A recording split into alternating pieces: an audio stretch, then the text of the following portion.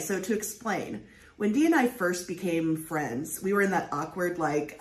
Still professional. Still professional, but randomly trying to, like, communicate and have fun and, like, text each other things. But coming from two introverts... That are incredibly awkward way. In a very professional setting, it was like, how do I do this and let you know I want to be friends without... Yes. So randomly one day, Dia texts me on Facebook Messenger and says, hey, do you know how to set up an internet... It was the... Extender. Yeah, Wi-Fi extender. So I, like, of course, deep dive because I was a total nerd. I'm like, no, but give me 10 minutes. And then so we were talking back and forth, and then just randomly... Which actually, that is our whole... It pretty much is. Friendship about anything. I'll text you and you'll be like, give me 10 minutes. Did you see what Jessica posted on my Facebook? That you could find anything in 10 minutes? Yeah, well, it was a song. I'll have to show you after the fact. Okay. So anyway. There's nothing that Jenny can't find in 10 minutes. There's a few things. Not much. So... we do this whole thing where we get the Wi-Fi adapter figured out, and then I send her this meme, and you're gonna watch it. You're gonna watch us react to it. But needless to say, it's one of the funniest things on TV. Again, it was on YouTube. It happened in 1991. It was not uploaded to the internet until 2009. Now, here's the funny thing. I went ahead and I decided to do this because the guy is a crazy criminal. Really? He actually just hit the news like 3 or 4 days ago. So there's this huge revitalization in this story. So I had already decided to do it. And then I'm like, redoing my reading, and it's like, July 31st, this thing. I mean, like, there's a bunch of new, it's Kismet. So I'm going to go ahead and splice, God willing, the video in here so you can enjoy it. And then we're going to react to it right now. So... Just a moment, you just assured me that I could speak. Sit down inside the car. We're not assuring anything. We're under arrest. Look, I'm under what? Gentlemen, this is Democracy Manifest. Have a look at the headlock here. See that chap over there? Get your hand off my penis! This is the bloke who got me on the penis before. Get some cups. Why did you do this to me? Hop in the car. Get some cups. For what reason? What is the charge? Eating a meal? A succulent Chinese meal? Oh, that's a nice headlock, sir. Oh, yes. I see that you know your judo well. Good one. And you, sir, are you waiting to receive my limp penis? Now, get your hands off there.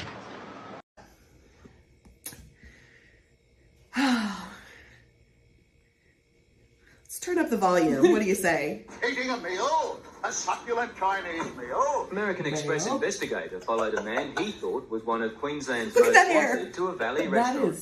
Minutes later, police had the business surrounded, then sent in a delegation. We're under arrest. Look, I'm under what?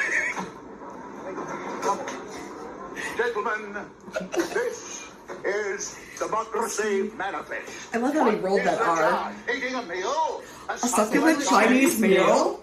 Democracy Manifest. And he didn't It's like a appreciate the way captain he was going down handled. on a ship. See that chap over there? Get your hand off my penis! It took 6 officers to restrain him, whose major concern was the meal he'd left behind. I have to tell people that all the time. Eating a meal? A Succulent Chinese meal? Eventually, they had him in custody. I love that they get him on all four, like they literally pick him up. How else is he going to get in? There's 6 of them. Numerous amateur theatre groups. He seems to be just a prolific false pretender. But only hours after his arrest, the watch house granted him bail, leaving the police red-faced and empty-handed. We are sincerely sorry that he obtained bail, but under this situation he was allowed to have bail. Edwards is also wanted I for don't think questioning I've New ever South watched Wales the over end several part to fraud. it. I've only watched the Succulent Chinese meal. And then he asks them to, if the guy was in the, he's like, what are you doing in there? Are you ready to take my limp penis? Yes. So we're going to talk about this guy. Okay. Surprisingly, I've never actually cared about the backstory. I just thought it was a funny... Well, I had heard video. rumor that he was actually there to have it was mistaken identity, but it turned out to be a mistaken identity. They thought he was this famous criminal that was like a dine and dasher. And I do not know how you become a famous dine and dasher. But they thought he was this Paul Charles Doza. And he was like all over Queensland, like going into restaurants, getting these huge bills and then taking off. If you're famous about it, then wouldn't that mean people would know your face? And if you know your face, doesn't that mean that the dining and dashing thing would be kind of a... well, no, I don't know, because they mistake this guy for him. Okay. So can you imagine just random people eating and you just... You'd have to have something prepared like that. This is Democracy Manifest. Oh, that guy, it might have been mistaken identity, but that guy had lived his life for having cameras around him. He gave no fucks. Yes, he was one of those people that saw the cameras and was like, this is my moment. This is my moment to shine. And there's a reason for that, too. Okay. This is my moment to shine, and this man is ready to receive my limp penis. A limp penis? Oh my gosh. So Jack was born Cecil George Edwards in Queensland. Family life was bad. It was real bad. He ended up, from the time of 7, he was in institutions, foster homes, hospitals, you name it, he was there. When he was 7, he actually went to a boys' home, and at that point he was hanging out with the like juvenile delinquents. And then by the time he was like a juvenile delinquent, he was hanging out with like the hardened criminals. So it was, it was crazy. At 7? At 7. Yep. 7, my son is still watching Paw Patrol. You know those Paw Patrol guys? It's a different life. Hardened criminals. I mean, some of the Mayor Humdinger is... He's a humdinger? He's a humdinger. There's a reason he has that name. So Jack is actually described by Mark Dappin, who is a like famous journalist in Australia, as one of the most interesting criminals he had ever seen, ever met.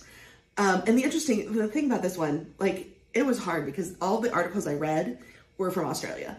And so they were all like... In a different language? But they're like... You were reading it with an accent? I was. I kept going, crikey!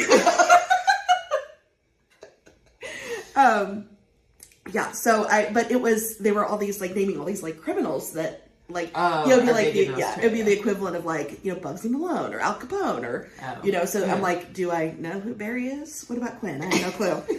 Crikey, I have no idea who that is. This is a great accent.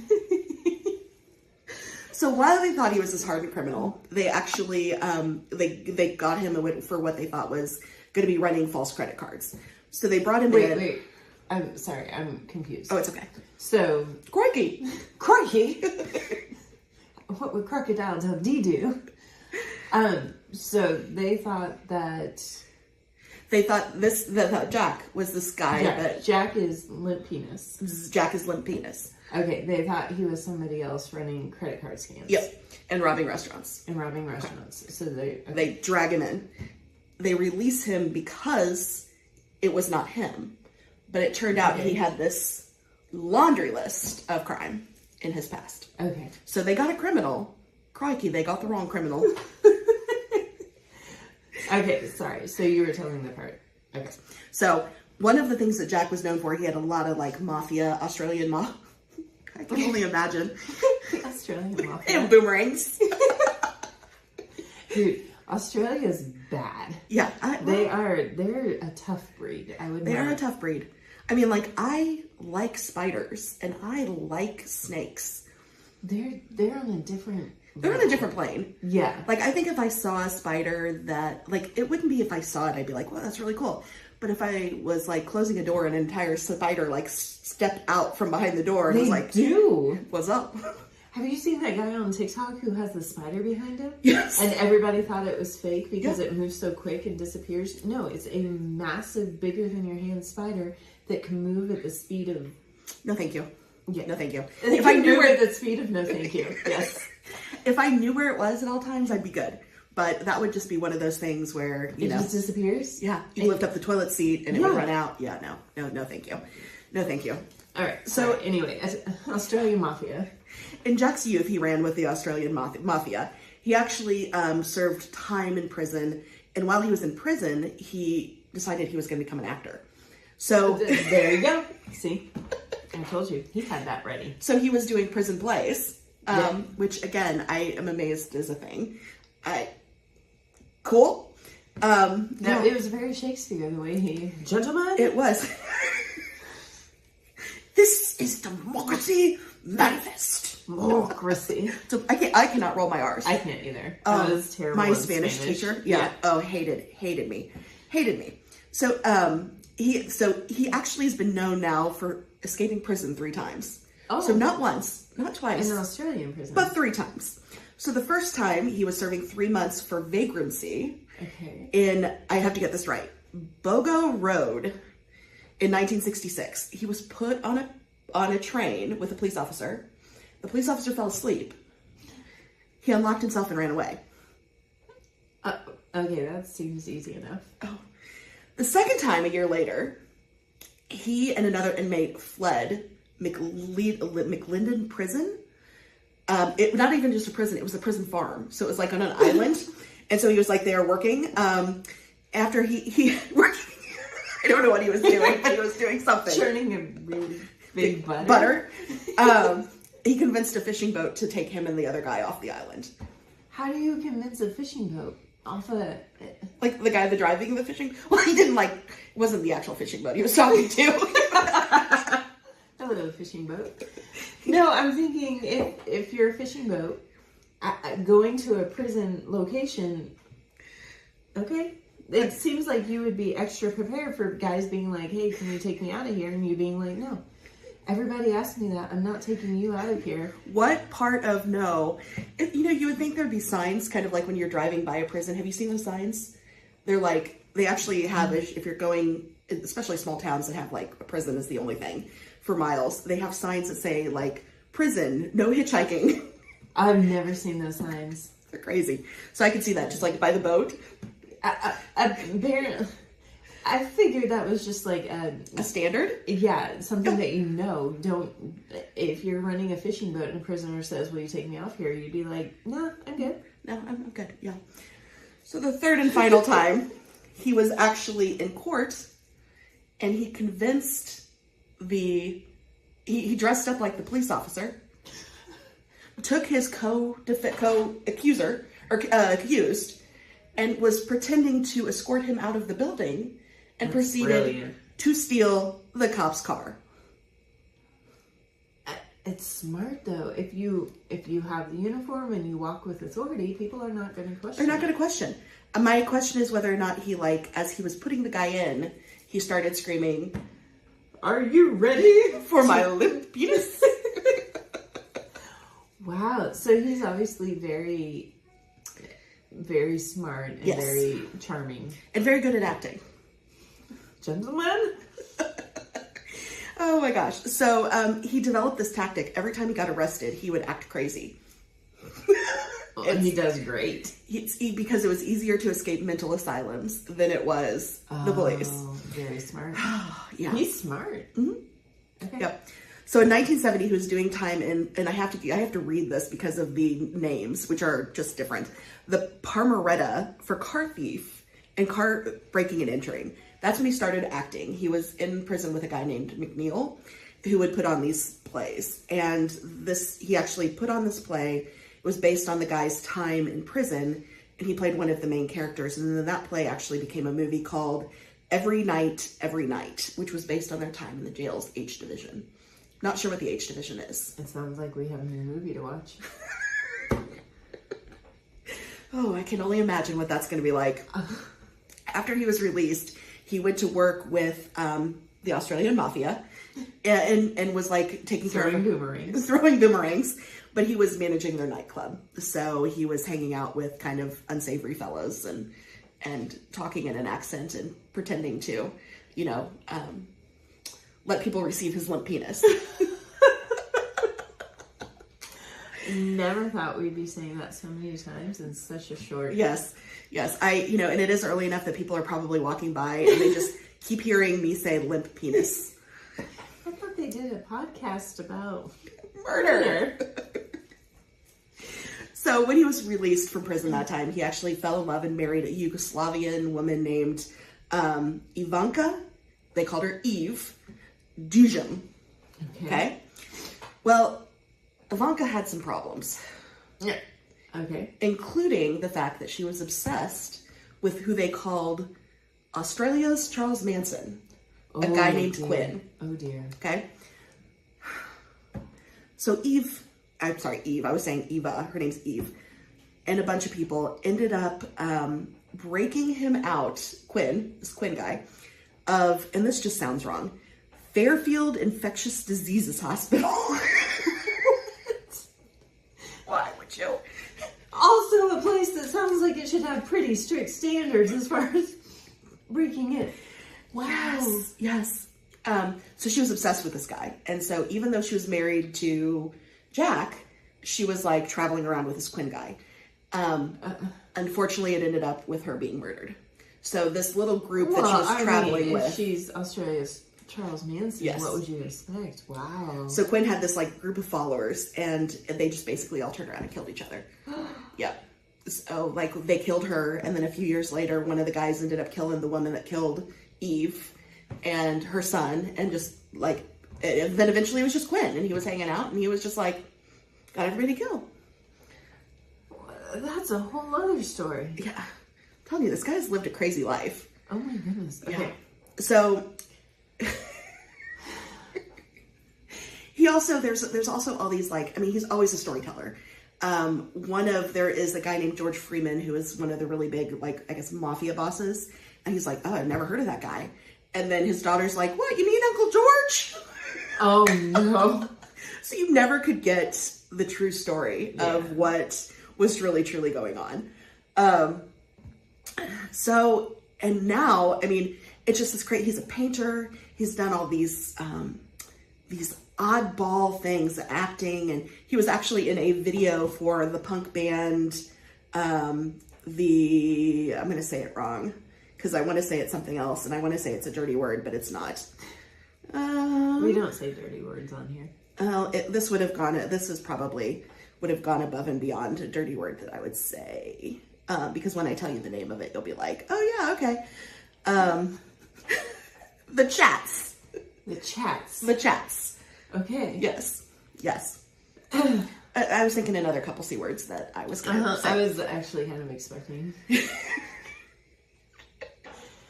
So now, all this time has gone by. He seems to have kind of, not reformed, but his life has slowed down, and he's doing these paintings, and I think anything is slowing down compared to what it was. This is true. But he's doing paintings mainly based on the video of him being put into the car. You get a painting? Mm-hmm. Oh, my yes. goodness. Okay. Yes. But unfortunately, he just was recently diagnosed with extreme prostate cancer. And he's not doing well. They actually got together, him and one of the police officers that were arresting him have become friends, of course. And so they just recently got together, and there is going to be a movie that comes out based on this next year, early 25. We have 2 movies to watch. Yep. It's called The Man Who Ate a Succulent Chinese Meal. And when they all got together for this article and this interview and to reconnect, they, of course, ate a Chinese meal. So I feel a little funky about saying this because I think there's a lot of good things out there, but to donate money to. But his niece has actually started a GoFundMe because he makes his living based on these paintings. But he needs pretty serious treatment for the prostate cancer, and he also has cataract surgery. I was reading one of the articles, and they said it was really sad because he was always this very vibrant man, and like when they showed up to see him, he was like asleep in the booth, and they said there was a couple times they couldn't understand what he was saying, and so he's in pretty rough shape. But I did have to read what she wrote on the GoFundMe because it was very sweet in a only this type of guy way. I know Jack's video has given a lot of people joy, and he's inspired many memes, t-shirts, and other things, and friendships over the years. But Jack himself is doing quite tough. He's never had much money, but he's always been generous to family and friends. He lives week to week in regional Queensland with the help of a volunteer carrier, which I'm assuming is like a nurse, hoping people can dig deep. I think he's worth at least a beer, maybe a 6-pack. At least a beer. At least a beer. So far, just over $5,800 has been raised with the hope of raising $50,000 in donations. Wow. Yep. So that is the story of Jack Karlson. The man behind a succulent Chinese meal. Yes. Succulent Chinese meal. So there you go. Wow. So when they arrested him and it wasn't for those charges, do you think they were frustrated to be like, we have him here, we just need something else to Probably. get him on? But Probably. I would say so. But I think at that point, by the time this was done, I think most of his career had kind of okay, gotcha. tapered out, because this was, 91? And it sounds like the last time he was in jail was in the 70s. So hopefully it was... Is there a statute of limitations for escaping jail? I would think. You would think? See, I would think no. If you escaped it, you escaped it. Get back. Yeah. I guess it would depend on the charge. That could be. Yeah. And obviously we don't know Australia's rules at all. Judicial. I'm going to get right on it. If anybody could find out in 10 minutes, Let's deep dive. it would be you. Yes. So I can only imagine what the police were thinking. I mean, like, that video, I mean, I would just be like, dude, there is no cause. There's no need for police brutality normally, but game on. Shut up. I do not want your limp penis. I mean, they have to be saying that in their head. I'm sure there's 100 times when police officers are just like, just shut up. just stop. But that guy saw cameras. I said that. He saw cameras and he said, this is it. He did. He was, I mean, you know that he was just like, I've waited for this all my life. hold my egg roll. My succulent Chinese egg roll. I never would have guessed. I know. And now I have to go look at his paintings and see. Yeah. Well, we might have to post something up there. I'll post the painting and the website and stuff right here. That's good. That is sad. You never want somebody to have to figure all that. No, but it's kind of fun to hear. I mean, you always see these people, and you always see every once in a while the like articles about where your famous meme person is. Yeah. And it's kind of fun to see that they're not just. I mean, there's a backstory, and this is a hell of a backstory. Oh my goodness, yeah. So not only did this man live an incredible life, he was the foundation for an epic friendship and podcast. Truly. And that's what got it started. And when you opened the floodgates, it was like, oh. She matched my crazy for crazy. I think she responded with a David Hasselhoff playing the saxophone, I mean, there's just so many options. And now we almost talk exclusively in GIFs. Yes, in GIFs. And David Hasselhoff. And dark humor. Yes, and dark humor. Well, last podcast was a little rough. It was not rough, but it was dark. It was intense. It was dark. So I figured we really needed something funny today. And I think that is perfect. Yeah. I already have my one picked out for next time. Nice. It's kind of good. Did you get a taste for paranormal and now you're going to come back? I did the fuck not. Okay. I was actually, before I decided on this one, I was like, what could I do that would piss off Dia? And that's how our friendship has evolved. Yeah. I was like, okay, let's see what we got. Let's see what we can do. How can we poke the bear? Yeah. No, let's not do paranormal. I'm okay with that. If you're okay with that. It was your birthday. It was my birthday. I was trying to throw you a bone for your birthday. Thank you. Thank you. It was a really big bone. You know what? Next year, you know what I want next year? Well, there's two things I want next year. And not to die. Not to die. And not to talk about it and blame me. I'm still here. Everybody's waiting on bated breath. Is there going to be a next episode or did No, but we should follow we had this whole podcast where you keep talking about, I'm going to kill you, I'm going to kill you. No, you're going to kill me. I'm not going to kill you. Yeah. I'm going to kill you. I'm going to kill you. Sorry, I was speaking from your perspective. Yes. We had a whole podcast saying, Dia's going to kill Jenny, Dia's going to kill Jenny, and then You waited like 6 hours. I did go radio silent because I went home and went to bed. You did. And then the next day, I texted you multiple times, and I started to get, after we even just had a podcast. Paranoid. A podcast about one friend didn't hear from her friend in like 6 hours. I didn't even think about that. DEFCON on her. Yeah. And that's what I did. Unintentionally. Because I rarely do not respond. I mean... And it got to the point where I was like, okay, Jenny, I will be coming over at some point. You will have to respond to me so that I know, first of all... What did I say, though? I'm taking a nap! That's what's going to happen. It was not just a nap. I'm going to be in the bubble bath or taking a nap, and Dia's going to burst in. Yes! Because you never go silent I don't. long, especially after a podcast about a friend goes silent and she ends up murdered, and you had talked about me murdering you at length. Sorry and about dying that. on your birthday, and then the day after your birthday, you just don't answer my phone calls or texts. I just disappear. Yeah, With that was a good. Oh my bad. Whoops! Crikey! I missed your call. And you know my response when you text me back and you're like, sorry, I've been busy, was like, Bitch. You're not too busy for me. Okay, so what I want for my next birthday. That's okay. I know you're busy. Motherfucker. I want, and I need to send it to you. I had it saved. I found it the other day. Okay. It is the Silence of the Lambs birthday party, costume party. What the fuck? It is hilarious. There was somebody dressed up like Sounded Lotion. like your mom just now. There. Yeah, it'd be a little quieter. You'd be like, what the fuck? Oh, honey, he's just a fuck. Honey, it's okay. We're gonna get through this. He's a fuck. Love you, Mom. She's the best. Okay, Silence of the Lambs. It's great. I'll send you the TikTok. Why are you telling me this? I don't know. I'm just telling you. I can throw a good party. I'm sure. You guys are. You don't need to throw me a party. I'll throw myself a Silence of the Lambs party. No, I can throw a really good. I throw the best parties. Like I throw really good parties, but Silence of the Lambs. Yeah. Well, an American one. What? Can Lane be? Lane can. Can we put him on like a dolly and put a little like the face mask on? He would be so cute. You actually would be really adorable.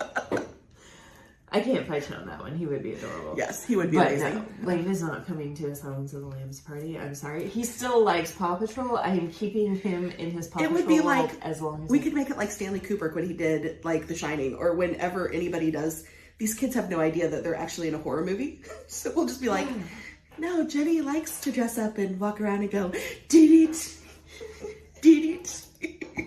Once again, the song that I don't know, but I know. No, because you know how many times you're gonna sit at that party and go, "Would you fuck me? I would fuck you." Earmuffs Lane. Constantly. And Jenny's gonna cuss. Jenny's gotta quote the movie.